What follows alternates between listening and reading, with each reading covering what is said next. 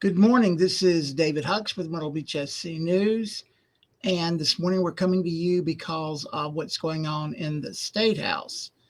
We will be doing a daily news brief every week that we're going to invite you to participate with us on.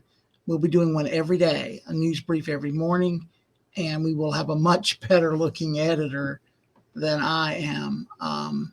We're right now waiting on Paul Gable, who is going to be joining us. This is our first time using this studio, so we're very excited, but we're also interested to see how this works out. We're experimenting, and it's an exciting time in our company. We're growing, we're changing, we're evolving, and so we invite you to go along this journey with us as we move from what has traditionally been for us print reporting, digital print reporting, and I think Paul's beeping in now. How do I accept him? There we go. Paul. Hello, David. This is a first for us, and I was telling our studio this. And Paul, I know that this is a first time for you as well. Now, to our viewers, once again, we're going to be doing this every day. We're going to have a daily news brief every day, but we're going to kick things off and use Paul as our guinea pig. Now, to catch our viewers up about what's going on right now, and Paul, thank you for joining us. So you guys know, Paul Gable is the publisher of Grand Strand Daily, in my opinion, the most authoritative word on Horry County. That's my opinion. Paul might agree or disagree with me, but I feel that way. Today, as we sit here right now, there's a gentleman named Davey Hiott, and he's standing on the Capitol Rotunda. Davey Hiott got his position as a majority leader. He's the majority leader right under a guy named Merle Smith. He got that position because he helped found something called the Freedom Caucus. Now, if our viewers watched last week or so ago's McCarthy situation in the U.S. Congress, you know what's going on in the Republican Party. There's a divide between what's called Freedom Caucus members and regular Republicans. We've seen this play out in the Horry County GOP right here in Horry County. So basically, to set this up for you guys, going back, there's a gentleman named Walter Wetzel. Walter Wetzel is for lack of a better purpose, he's the Myrtle Beach Area Chamber of Commerce, his political advisor. He's also the South Carolina Republican Party's political advisor. And they sat down with the 20 Freedom Caucus members and said, we want you to sign this pledge saying you won't go on social media, you won't post anything, you won't put up any vote taken tallies, or we're going to have to kick you out of the caucus. It's one of those two things. You either sign this pledge or you're out. And David Hiott I'm understanding from my sources in Columbia that the vote right now is being explained and that the Freedom Caucus members are being kicked out of the Republican caucus. So with that said, Hiott was a Freedom Caucus guy who the Freedom Caucus pushed into senior leadership, and they're accusing him of selling out. Now that we've got you all caught up, the best, brightest mind on all things politics, probably state of South Carolina, is the guy we're sitting with today. Paul, what do you make of a political consultant named Walter Wetzel drafting a document saying you can't speak or post on social media or speak ill of your other fellow Republicans? What do you make of that? Well, first of all, it's against your First Amendment rights, and it's a pompous thing to do. Now, when you say you can't speak ill of your fellow Republicans, we're going back to Reagan's 11th commandment, aren't we? Well, Reagan encouraged people not to speak poorly of their fellow Republicans. In this instance, you speak ill and you're out of the caucus. But they didn't even give them that opportunity. You signed this pledge or you're out of the caucus meetings. You Well, signed. it's dead wrong, but you got to remember Walter Wetzel is also the guy that ran Mark Lazarus' campaign against Johnny Gardner. That didn't go so well, so I'm not so sure how good Walter is. Is there a guy named Rice that he represented? I think he also took Rice to defeat here in 2022. Walter's out of touch with the times. Right. And he is the Republican political consultant for the Republican Party. And their attitude is this is a party. You can't be in it and speak ill of our members. Now, Well, I think it goes worse than that. You can't speak ill or you can't be in it and have your own mind. You'll do what we tell you or else. So, Paul, knowing that he's a political consultant, let's just take I want to throw a name out. Let's just take Kevin Hardy and Loris. He's safe enough. Let's say that Kevin Hardy signed the pledge, which I understand he has. And let's say that Kevin is doing all he knows how to do to honor everything. And then the next election comes around in 2024, and someone hands Walter Wetzel a $200,000 check for his candidacy against Kevin Hardy. In your opinion, will Walter Wetzel take that check or turn it down? He'll take it in a heartbeat. And so you've been silent for 2 years. Your constituents have no idea how you voted. And suddenly you're running against, and Walter Wetzel and his candidate can say whatever. Does that seem bizarre to you? Well, it seems like a good deal for Walter. Yeah. Basically, I put a gag order on you and then I run a candidate against you. Yeah, there you go. How in the world does the state of South Carolina think this is a good idea? Well, I don't know that the state of South Carolina does think it's a good idea. I think it's probably the state of Drew McKissick and Walter Wetzel, isn't it? Yeah, and you got, I mean, let's be honest. And I think a lot of Merle Smith has to be in the background here. He had to sign off on this. Would you not agree? He's the Speaker of the House. Well, yes, one would assume that he did. So you got Hiott, who's the majority leader. And for those of you who know, the Speaker's number one, the majority leader's number two. So you got the Speaker of the House, the majority leader saying, sign this or you're out. And I'm told that many of them, most of them refuse to sign it. So they're out. They can no longer attend caucus meetings. This is really the bizarre nature of what's going on in the Republican Party nationally. Would you agree? Oh, yeah, absolutely. Now, well, the Freedom Caucus in Washington, though, certainly showed it has a lot more power, didn't it? They held out and they won. See, and the thing is, the difference between Washington and here is that this is a one-party state, essentially. And there's not enough, I mean, you got such a tight divide between the Democratic and Republican Party in Washington that they could hang on until McCarthy agreed to a lot of what they wanted.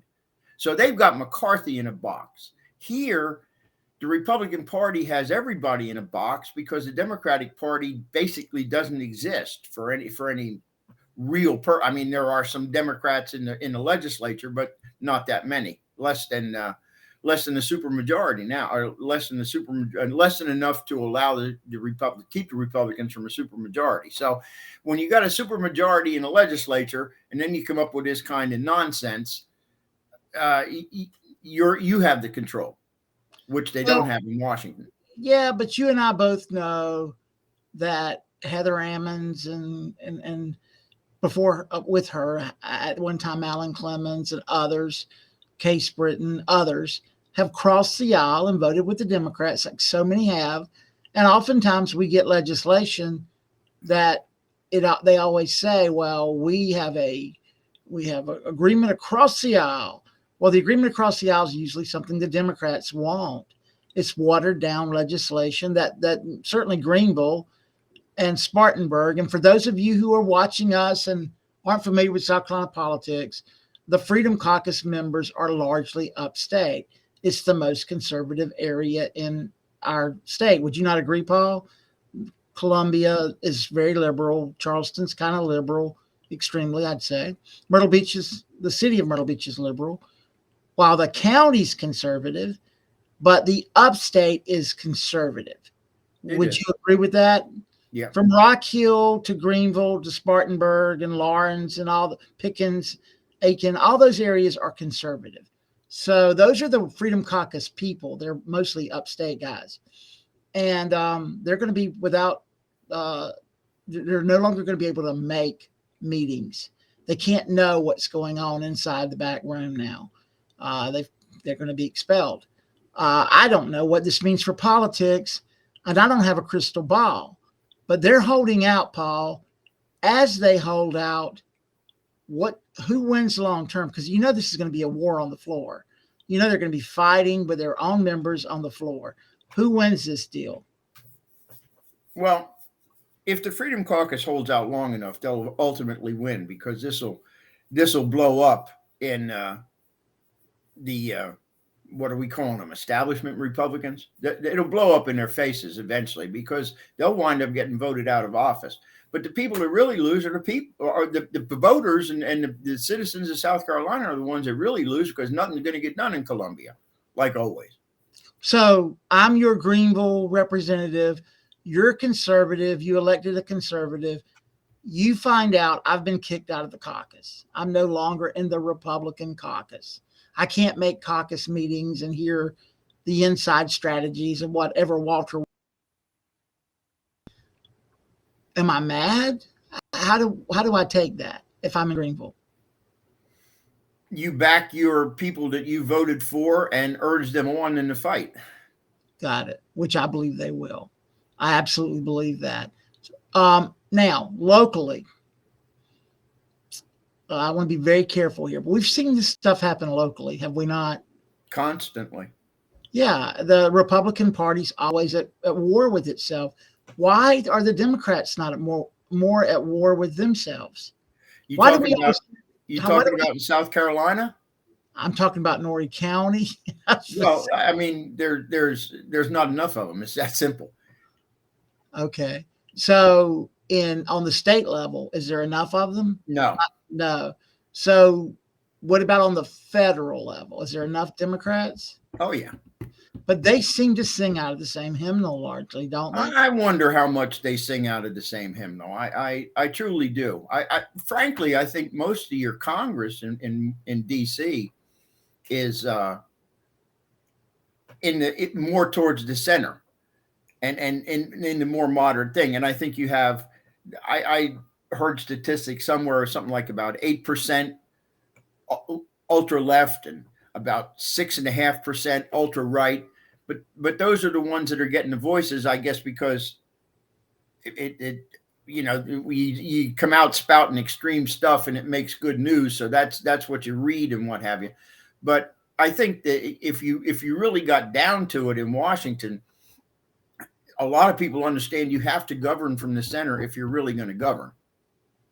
Well, yes, and it's a game of it's an addition game, not a subtraction game. You need the numbers, and the Republican Party that fights intra-party fights, are they healthy for democracy or bad for democracy? I can't decide. Oh, I don't think it's healthy. I don't think it's healthy to be arguing or fighting between extreme and non-extreme as far as governing goes. Okay. Now, if it makes you feel good from a personal standpoint, then go be an extreme. I mean, hey, look at this guy from Long Island. What's his name? Santos. Right. He makes it all up. Well, he's a colorful person. I'll give you. No, it's a lot worse than colorful. The guy is a clown. How did he get elected? Well, how do people not know that anything about his background? This is nuts. I've got a list of about 30 people. We don't have the time, but I could go over with you about 30 people and ask you, how did this one get elected? How did that one get elected? And so we never, just for our audience sake, we never or rarely ever cover national politics. But I have to go here now that we've gone here. Paul, you don't have any top secret files at your house, do you? No, and quite frankly, in the 10 years I spent in the Navy, I will guarantee you I handled more top secret code worded documents than either of the two presidents who seem to accumulate them at their homes. And that's just because it was the nature of what I did in the Navy, and it was routine. I mean, that was a daily, hourly, minute by minute process, one after another, those kind of documents. So yeah, I handled more than they do, and I kept them all where they were supposed to be. So you never took any home with you? Never took any home. I never, if I had taken them home and the FBI had come to my house and found them there, I would have left in handcuffs. Right. It's that simple. Correct.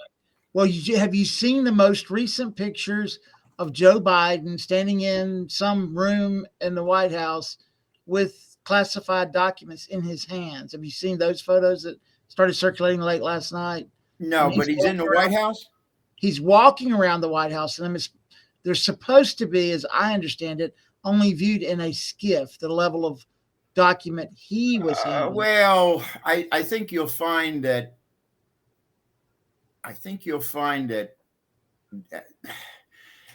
yeah, but I think you'll find that the West Wing, to a great extent, is that. Got it. Look, when I handled the documents, I usually handled them sometimes in an office, sometimes in the communication center. The whole darn building and everybody in it was cleared for that kind of stuff. You'll find a lot of people in the West Wing are, okay? So this guy was a press reporter. He was videoed standing beside was a information press reporter. Well, he shouldn't have been there. It's just if those documents were out. It's that simple. Well, there's a lot of people in our county that love Donald Trump, and I've been a big Trump supporter. Taking documents home to your Mar-a-Lago estate or parking them beside your Corvette, and now there are pictures of in the years the documents were there of Hunter Biden with a couple of how do I want to describe these women in the Corvette. They were all packed into the Corvette, and he's driving it, and they're in it. And so this came out last night. What's going on? Elected officials get away with this, Paul. They have a lower standard than you did when you were Absolutely. There. They have a much lower. First of all, I think, and I was discussing this with a friend of mine that I was in the Navy with and the last week, and I said, "What is it?" And we agreed. These elected officials are not trained on how they should handle the documents. And especially if it's a president, we've almost gotten to the point where presidents are treated as absolute monarchs used to be treated. Whatever they do seems to be okay with people around them and I guess themselves. They don't have any respect for anything. I mean, they really don't. When you have a document like that in your hands, you potentially have a life in your hands, because if the information gets out, it could, depending upon the classification and the type of code word, it could lead to who provided that information from, a foreign country. Correct. And because you classify documents for two reasons. One reason would be the content of the document itself. Another reason could be, or is actually, the source that you got that information from. Now, some of it's satellite, but some of it is on the ground people. Right. And you classify, the information might not be of a classifiable nature, but the fact of how it reads and what have you could lead you back to individuals. There was a guy in 1962,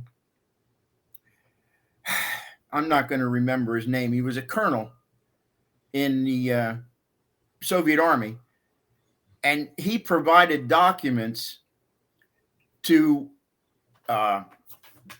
U.S. agents that got back to Washington that caused us to really begin looking at Cuba and created the Cuban Missile Crisis and allowed us to stop it before they got their missiles in place and operational. And he ultimately wound up with a bullet in the back of his head in the basement of Lubyanka prison. So, I mean, it can lead to that kind of thing, you know? And getting a bullet in the back of your head is painful, right, Paul? I would imagine. Well, they say it is. I've never had the pleasure. No, but seriously, that's the kind of thing that you classify for. And I wouldn't say it was even mishandled stuff back then. It was just the fact that we had the information. There were only X number of people. You know, they might have shot more than him. Well, the KGB didn't mess around in those days. If they didn't trust you at all, you got one in the back of your head. Well, I don't know if politically Joe Biden or Donald Trump are now disqualified. I don't know what the American public's going to make of this. I think it's serious. I don't want Hunter Biden riding around in the Corvette with files next to it. I'm sorry, I don't. Well, the real key here is to find out how they wound up there. Or what was in them. I mean, if let me just say this. I don't care what was in them. If they were not declassified, I don't care what's in them. Okay, let's just say, though, in Trump's case, it was some data he had against the FBI that showed something he wanted to prove. And let's just say that in the Hunter Biden case or Joe Biden case, it was had to do with China and some dealings with China. Those are the kind of things that would upset me if I found out those were the documents, for whatever reasons, their political purposes were to take them out of the White House, for lack of a better word, out of a classified area, because they shouldn't have documents like that, especially if it's to cover their own butts.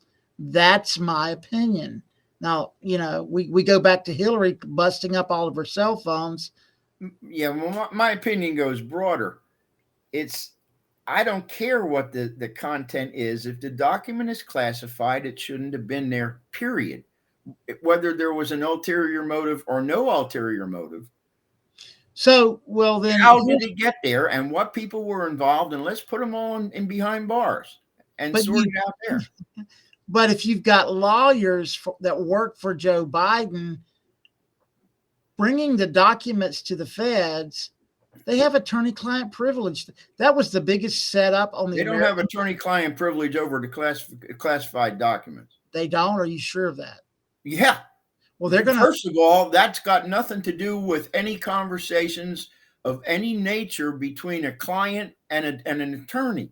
They're going to claim, they're going to ask for attorney-client privilege. Well, let them ask for it. I would hope there's a judge out there that says, no way. They ain't your documents, buddy. It's not your stuff. Right. And they're not. That's the facts. They work for us. Those documents should be classified for a way of protecting the American public. That's right. Why we do it. That's right. Okay. There's no attorney-client privilege on. Now, should those attorneys see what's in those documents? Probably not, because they probably ain't cleared. Well, that's another question. That's a can of worms I don't even want to get into. That's the real can of worms here, David. The problem is you've got documents that are supposed to be securely stored or in the possession of a person who has the proper clearance to have those documents, and that's it. That's the only two places they should be. Now, whether they're in the engine compartment or the trunk of a Corvette, or whether they're in, over by the first tee in the starter's box at Mar-a-Lago, or whether they're in somebody's bedroom, it makes no difference. They're not where they're supposed to be. That is the can of worms. It is. There's a whole lot around all of that makes it even more salacious. Specifically because Hunter Biden was using that as his address. He listed that as his address. The Corvette? No, he listed that house as his address. Well, look, I don't care if it's Hunter Biden's address or Mickey Mouse's address. The point is, it is not a secure area under where they're supposed to be kept, period. It doesn't make any difference whose address it is or what have you. The point is, they aren't in a secure area, and why not? That's what we have to establish. But Paul, I'm told the garage was locked with a 4-pin It makes code. no difference. You have to punch in 4 codes to get it. I don't care. It's a garage in a private house. I'm having fun. How secure is a 4-pin code, Paul? It's not secure at all. I mean, I wouldn't leave home feeling real secure about having a 4-pin code on my garage door. It's not secure, and there's no excuse for them to be there. Let me state that again. There is no excuse for documents to be found at Joe Biden's house or a former office that he used on somewhere in Washington, D.C., or at Mar-a-Lago, or in some storage unit, or all these. There is no excuse for them to be there, period. Got it. Okay. We've got to wrap things up here. Thank you so much for your time. Wow, did we go that fast? We're hitting 30 minutes, Hoss. Here's the deal. On the Freedom Caucus South Carolina issue, I think, this is me speaking, I'm not speaking for Paul, I think this is one of the biggest local statewide issues of this cycle. I don't know where it goes, but I think it's worth my team following. We recently did, and in this last 3 minutes, I'm going to say that we recently did do a story. Many of you are aware that got us knocked off of some channels. The story was about the feds raiding a lab used by DSS. We did a follow-up. The lab came out with a statement saying we want to honor all laws. We're working with the feds. The raid happened. It was documented as happening. There was some pressure put on Myrtle Beach SC News to pull the document, the article, because it was supposedly could be impeding an investigation. I will say this to you guys. We were not impeding any investigation. We simply reported the raid, as did other news channels. There was one news channel in Greenville that pulled it for a small period of window of time, but they put it right back up. So we haven't pulled ours at all, and we won't. Just know that, Paul. We're not. Okay. It's because, honestly, there's no portion of government that is beyond scrutiny, in my opinion. I don't know how you feel about that, but all government should be, the press has a right to, with integrity, to look and peer into what they're doing. I believe we should. And look at you to mention you're kicking out Freedom Caucus members. That is another form of secrecy. No question. And it concerns. And democracy is not supposed to operate behind closed doors. That wasn't the founding fathers' intention. No, it seems to be where we're headed.